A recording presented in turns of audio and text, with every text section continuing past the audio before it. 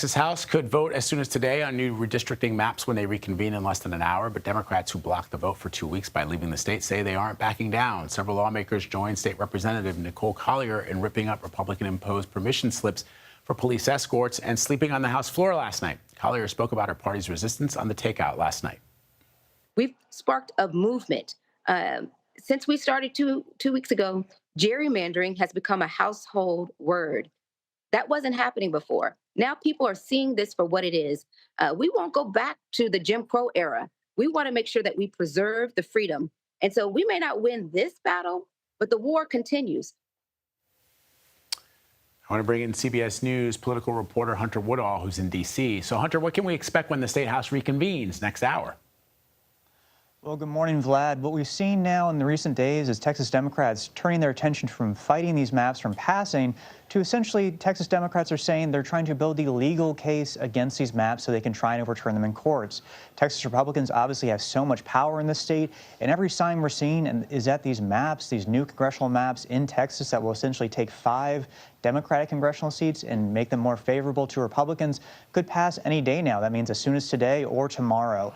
This essentially sets up a longer battle. We have no idea what will happen when this fight goes to the courts, but Republicans are signaling they have the power, they have the enthusiasm on their side to pass these maps, and Texas Democrats obviously are trying to settle this next stage of the fight against what could happen. So let's turn to California and the redistricting fight there that got a little heated during yesterday's hearing. Let me play a little bit of that sound and let me get your reaction. We have a motion to lay the amendments on the table. Madam Secretary, please call the roll. I have a different opinion on that, and that's okay because I'm granted. Okay, all right, excuse me. We're going to, hey, I'm asking for. We're going to stop this right now. All right, walk us through what happened there. Vlad, I'm a former State House reporter. I've covered a lot of hearings over the years. I was a reporter in Kansas covering the State House there. Seeing what played out in California yesterday, that was a tense scene. Obviously, California Republicans are resisting the effort by California Democrats to try and amend their state constitution, redraw the maps there to counter what Republicans are doing in Texas.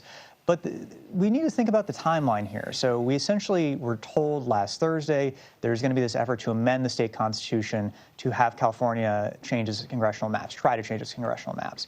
We had known this was coming for a little while now, but that was when it really rolled out in essence.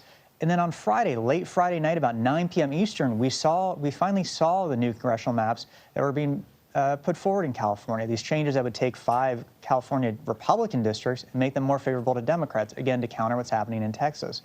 It really is a fast timeline, though. Even Democrats have admitted that. And Republicans obviously are sharing concerns in California about transparency, about the process, about the timeline. And obviously, it's interesting seeing this play out as Texas Democrats resist what Texas Republicans are doing. But obviously notable, too, that California Republicans have their own issues with what California Democrats are doing.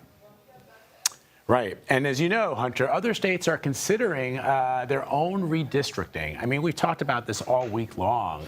Where does this go? And just practically speaking, is there a deadline to get this done before the 2026 midterms?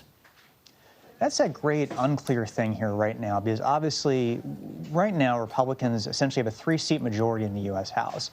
That number, though, becomes very, very flexible given what could happen in Texas, what could happen in California, or other states. We're tracking Indiana, potentially, Republicans there making changes to their congressional maps where there's 2 Democratic seats.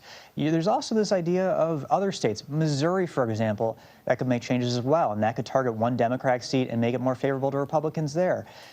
All in all, though, Democratic states could still answer this, but Republicans have more of an advantage when it comes to Republican-led states overhauling their maps in a way that could really go after Democrats and help Republicans.